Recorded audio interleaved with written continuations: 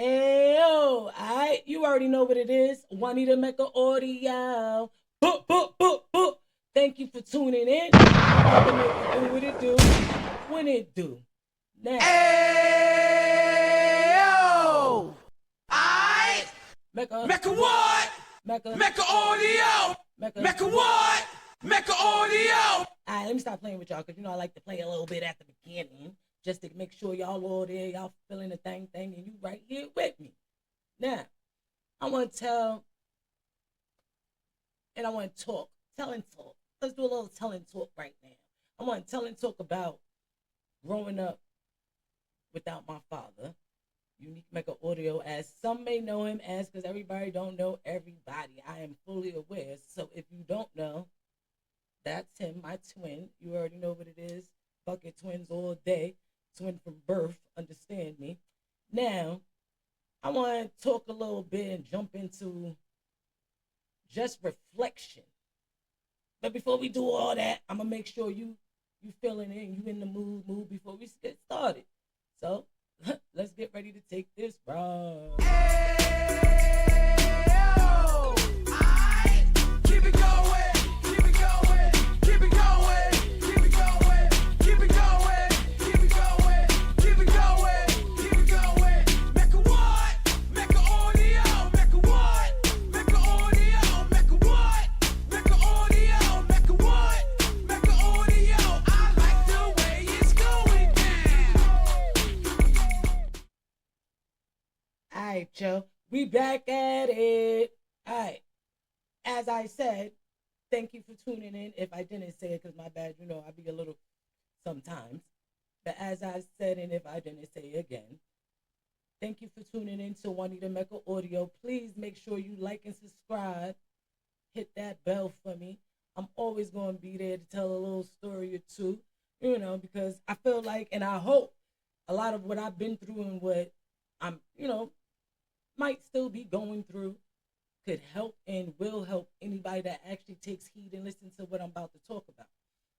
Now, I also want to say, if your father's in your life, anybody in your life that you love, hold them tight. Make sure everything stay right, because you never know when the time might be when you can't even spend that time with them. And anybody that ever lost their father or anybody very close to them, you know, blessings for you all. Now, I wanted to jump right up in this real quick and talk about a little bit of reflection. All right? So let's take this ride. You already know. Now, sometimes we got to actually sit back and we got to think, how do we become who we are today? What are the situations we went through to make us be, you know, things that we love about ourselves, things we don't like about ourselves, things we would love to change about ourselves, or just how we got ourselves in certain situations or whatever may the case be.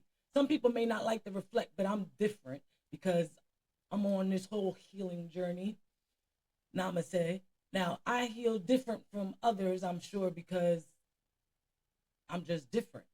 Now, let's get right into it. What I realized, my first loss I ever actually had, heartbroken, all that, was from my father. When I was young, 7, I always knew that it hurt me that he left. Yes, I always knew that because he got incarcerated. Always knew that I felt like everything was going to be different. And even though we didn't even live in the same house, he held me as such a tear. You understand? In my mind, anyway, and in my heart, he held me as such a tear, opposed to any and everybody else. I always felt like, which I know I wasn't, because, you know, as now that I'm older, I know ain't nobody's favorite child. You know, everybody love their children different. Now that I'm being a mother, I know everybody loves their child different because children is different. You understand what I'm saying? So you love them on how they are, but it's always going to be unconditional. Now let me jump right back into it because, you know, and that was my growth on motherhood that I realized. But once my father left and he got incarcerated, I never realized the effect that it really had throughout my whole life. Now, I'm going to say this. Who would have thought by him getting incarcerated when I was 7 and me thinking, because this is what it was said, he will ever come home again. That day, I literally lost my place in my family. And I know that may not make sense to many, but let me, some that did lose somebody that held them at such a tier. And I'm the middle child, my sister's 6 years younger than me. My father was 7 when he got incarcerated. So mind you, my mom worked 2 jobs, 3 jobs throughout my life. So even when she was there, it was always, more so with my little sister because she was the baby. My brother, me and him 1 year apart, wonderful, love my brother to death. But me and him always had to basically raise my sister. And back then, like I said before, it was easy to do because everything was different then. You know what I mean? Like, I was freaking 7, he was 8, and we literally taking care of his infant while my mother's at work. That made me grow faster, I would say. But I literally lost my place because with my father, he had me feel like I was everything. And when he left, I felt like I had nobody to love me the way he loved me. You understand what I'm saying? So it's like, I literally sat there. I wrote this man letters after letters. I was the only one writing him besides my mother as much as I was writing him. You know what I'm saying? Like, that was my boom, boom, doom. You feel me? My twin forever. Like, how you leave me, God, I was hurt. So that was my first loss. And I was always so sweet and I always had a little sass with me, but my heart was always so big and I was always so lovable. That took a piece of my heart already because he was my heart. Feel me? Even when we went to go take our visits to go see my father, when I tell you, I was so happy when we got to the point when we was there. I even remember every time, and my father's funny because it's like I was literally learning my father as I'm sure he was with me too, learning me as my age now at the time when I was visiting him or whatever. And I was just learning him in general because as I said, like we never really lived together and I always fought for his time. But I always felt like I was still that one and special one to him, you know what I mean? So it's like when we used to go visit him, I was so happy, God, so happy. I didn't even understand the process like that because when you go visit somebody, especially in federal prison, I'm little as hell. I'm not knowing. Just to see my pops, I'm seeing all these popos, and I was getting angry every time because I kept feeling like they was holding my father from me. So already from then, I realized as I got older, that part too made me not respect authority because I feel like authority took my pops from me. You feel me? So, as I said, I was sweet, beautiful, humble. I had a big heart. But I'm letting y'all know the stages that I realized that affected me to the point where I knew I was no longer Juanita. Like I was Juanita, yeah. Juanita was like, the nice little girl, born, whatever. But I turned into Nene, where I grew up being cold. And now Nene, she's the one that was held deep down inside and the things that changed her got her there. But we're going to get there. Now, going and see somebody in federal prison, I'm seeing all these guards, these people talking to my mother. They doing this freaking, they ain't do it to me because I was little. They was doing it to my mom's, what is it? They was like, you know what I mean? Put in some damn machine with some little white thing that's supposed to like scan the hand, see if you had any powder, residue, or whatever from any type of drug. You know what I mean? So we had to go through that. I had to walk metal detectors. I was told I couldn't even sit on my pop's lap when I got in there. I was so happy to see him. When I say I ran, I jumped on him, and we was kissing. The guards used to tell us all the time. They used to, yo, them rat bastards, rat bastards, rat bastards. When I tell you, yeah, you already know I hit the wrong button. Whatever, I'm gonna keep it 100 all the time. Yes, I hit the wrong button, but you already know what I want to hit for them rat bastards, so stop playing with me. Now, as I said, ran, gave my father a kiss. He gave, everybody else too, my sister, my mom, my brother. We embraced. Them guards so quick, I promise you, came over there tapping my pops on the shoulder, said something in his ear. I didn't know exactly what it was until he dipped. And my pops is like, this motherfucker talk about, I can't hug y'all like that. What the fuck is supposed to be one embrace motherfucking done? How is that? I'm his child. I'm 7. You got a problem with that? I really started not liking authority from there. Really. Truthfully, I really didn't. Because how y'all gonna try to even hold me away from my pops?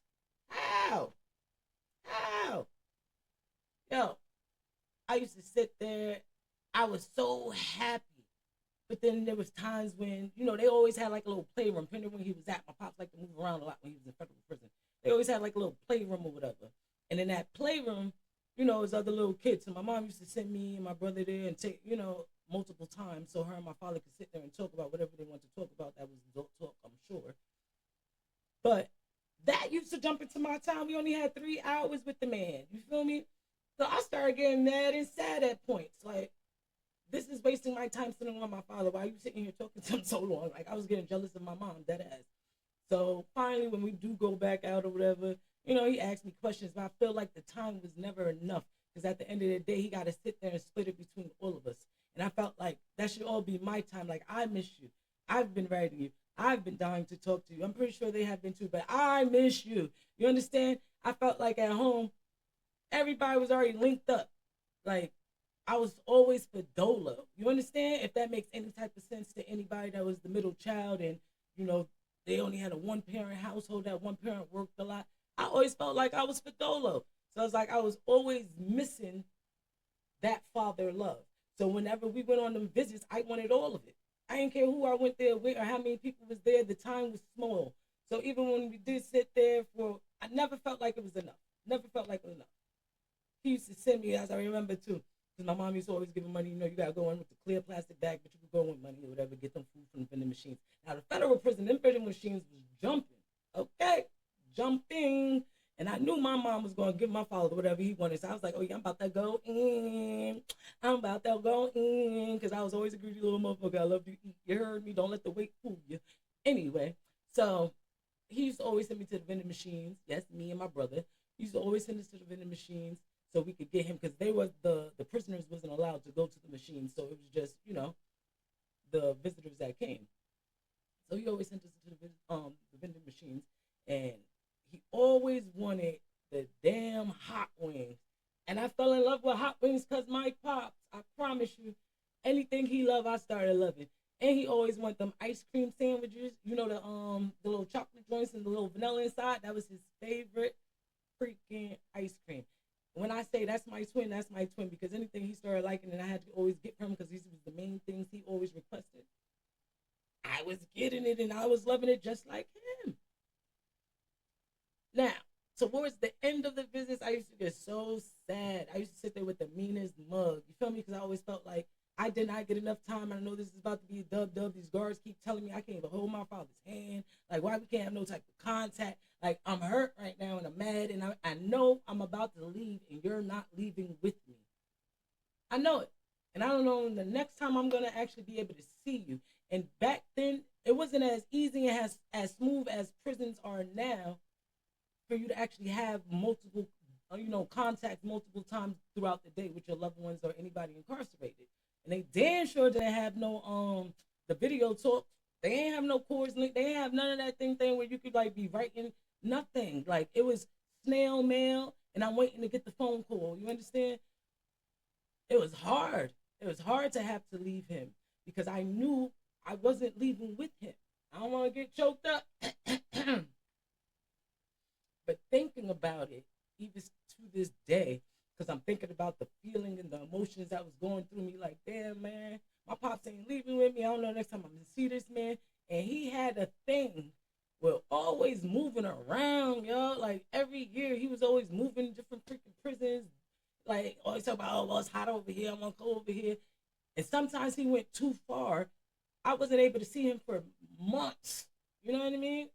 Months. That was hurting. It was hurting. It hit different. So it's like I learned how to love from a distance. And I felt like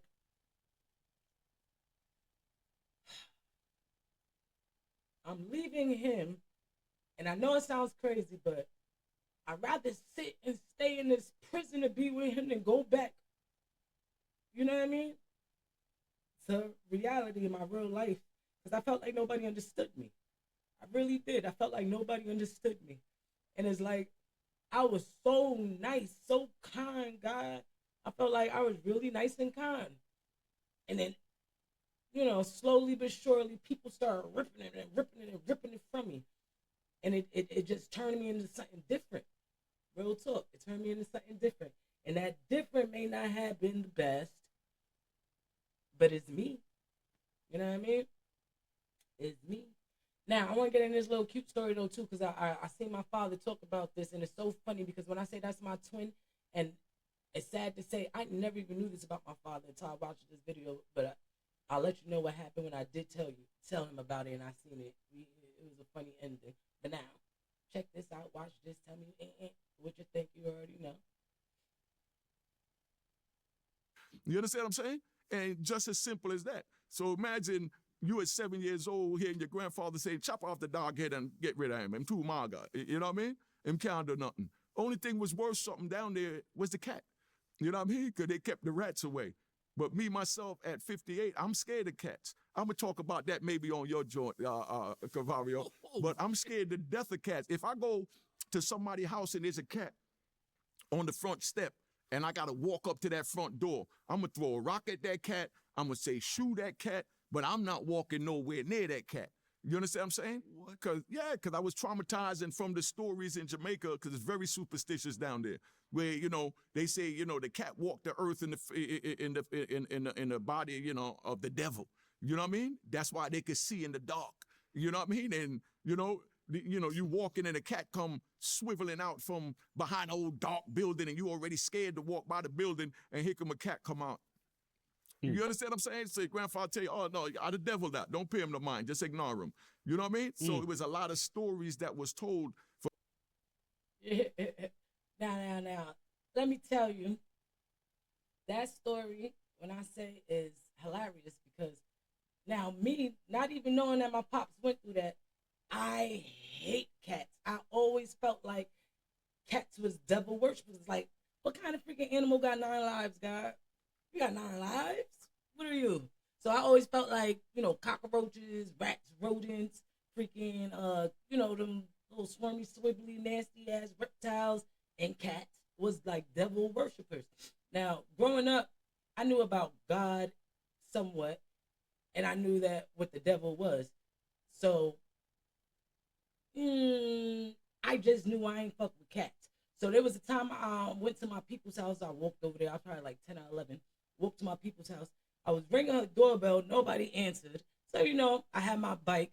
I was like, all right, fuck it. Turned around. As soon as I turned around, hand to God, I ain't no lie, I promise you. Whew, let me strike down if I'm lying, because I promise you this happened. And it was horrible. Ayo! Now, let me tell you. I turned around, had my little, holding the pedals of the bike, turned like this, like a little swift, because the door was here. She had like, her, what do you call it? The freaking steps was right here on the porch. Probably like maybe 4 steps. But they were cement. And as I said, I was little and I had my bike. So I'm holding the pedal freaking handlebars of the bike. I turn like this, smooth like I had bullshit here. As soon as I turn around, hand to God, it's like 8 cats, literally in an oval shape around the damn steps, like, and they just looking at me. They ain't scared nothing, y'all. Nothing. Them things ain't scared. They just looking at me. Then I'm like, because I ain't know what was going on. One of them hits. Once that one hits, it was like a blood call, like, so woo, and everybody like started trying to attack. I said, oh hell no. I took my bike, I threw that thing, jumped over them damn, I jumped right over. I promise you. I jumped right up over them damn cats like nobody's business. I picked up that bike and I was, you understand me? I was pedaling through. I was scared as hell. Now, ever since that happened to me, I never liked cats. Never. Anybody had a cat, don't bring that thing around me. I promise you. And cats is weird, even with their own owners, aren't they? How the hell you be petting your damn cat they and looking like they like it like a dog or whatever? Then I know where they go and attacking you. Nah, I ain't even playing with them things for real, for real. So I thought it was so funny that my pops, is scared of freaking cats like me. And he thought they was devil worshippers, but because of the superstitions. But I just felt like that regardless. So I'm like, damn, yo, that's really my twin. So I told her about that one day. My pops is a man of little words. When you talk about feelings, whatever, which is cool. I understand that. So I told him. He was like, he was smoking his black mouth. He was like, yeah, for real, oh, just like that, yeah, for real. Hey, and I was like, yeah, pops, for real. I have more, but he laughed with me, of course, because of course he gonna laugh. But not much was said, but I understood, and I know he understood. Yeah, we twins for real. I even got his when he was shot on his thigh. I have that scar from when I was born. The same mark that he got, same spot, same leg. I got that. You understand me? I really feel like that's my twin. So he was surprised too when I showed him that too, because I'm sure we probably didn't notice when I was younger, because at least nobody pointed it out until he was going to my mom put me on. But please understand me when I say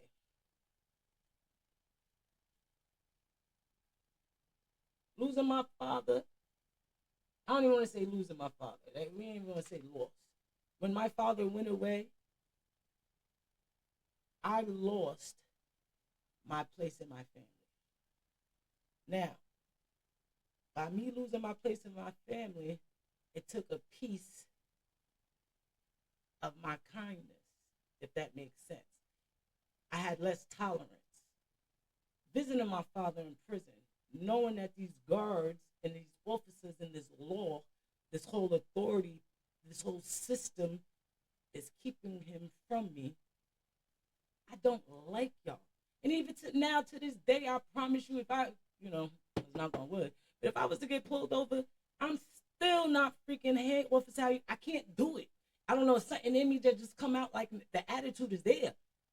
It's moving hard for him. I remember one day I got pulled over from a cop, and once they pull you over, another one come like probably 5 minutes later. Dude pulled me over. He wrote down like 7 fucking things. Excuse me. He wrote down like 7 things. Even something about, because that was back then in the day, talk about something that wasn't even on the ticket. That's why I was so mad. It wasn't even on the ticket, guy. Freaking, I had something hanging, like I think it was an air freshener or something. Maybe it was a chain. I can't remember. But I had something hanging on my freaking, the rear through mirror. He wrote me a ticket for that, and it wasn't even on the damn ticket. I said, what the dude making up stuff? So I snatched that thing from him, and I was like, give me my thing. And that's the first time I realized it maybe was my mouth that got that extra, but he shouldn't have pulled me over anyway. He should just let me go, because I ain't had nothing on my license in the first place. You feel me? Even to this day, I can't stand him. I feel like, yes, I understand my father did what he did to get where he's at. But as I got older and I started seeing what they've been doing too, it's very hard for me to respect that. And I had no respect for any type of authority. I'm talking about teachers, anything. All that went out the door once he left. Feel me? That's when the trouble started. But that's going to be in the next part. You're not going to get that much from me right now. You're not going to get that much from me right now. Maybe later. Now, I'm joking. We're going to get back into that another time. I held y'all too long. You already know what it is. Thank you just for tuning in, though. As I said, like and subscribe. Juanita Mecca. Mecca what? Mecca audio. Like, subscribe, my father. Unique Mecca audio. You already know. Please. Remember. Try to reflect sometimes to understand what made you get to where you got and how you are, because it will help you. I promise you, it will help you. It helped me. I had to do that myself to really understand and to change, if that makes sense. And if it doesn't make sense yet, that means we got to put it in the work, And hold up. I think by maybe Friday, I'm waiting for the thing to come in the mail. I should be having a phone. So if anybody want to talk, more in depth about my stories, I'm hoping it helps and people taking heed. Holla at me. I'm going to have a number for y'all. Y'all already know what it is. As I said, I'm out of here. Juanita Mecca audio. Like, subscribe, hit that bell. I'm out. Cheers, cheers, toast the crime, toast the crime, the crime, the crime, the crime.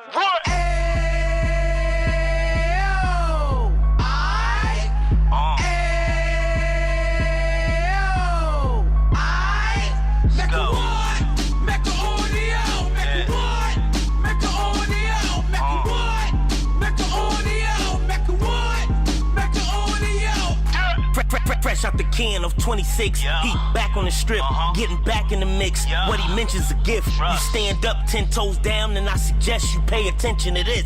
Real. Take a little gully posse and put it in Harlem. He cut from the bottom, came up from the bottom. Drop the book, you should go and get it. The Instagram page and the YouTube, you could go and visit. Then you could consider yourself LinkedIn. Sit front row and get Jews from a kingpin. How he went through it, so you ain't gotta go do it. To not pay attention would be stupid. Talking about a man that probably put your grandfather on. Probably the reason that him and your grams got along. A man that generated millions on the block, did his time, never squilling to the cops, Mecca audio.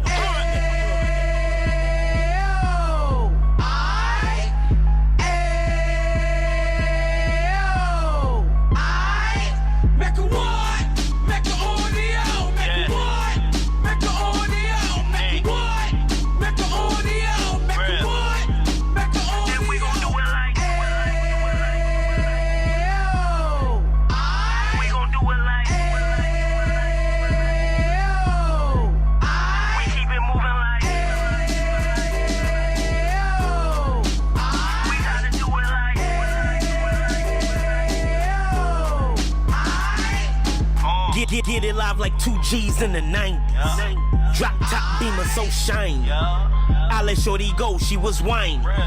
Treat her like my past, she behind me. Spend a couple bands on the Dapper Dan. You be back again, getting green like a Packers fan. No cap, it's a roaring uptown. They be horn uptown, Dominican bust downs. Now we on the positive, we got a lot to give. Now he trying to stop the kids from being inoperative. So take heed, homie, lend an ear. He started in uptown, he gon' finish there. But now it ain't about selling drugs, buying cars. It's about buying property to make the community ours, so we can give back to the Cheers, cheers, toast the crime, toast the crime.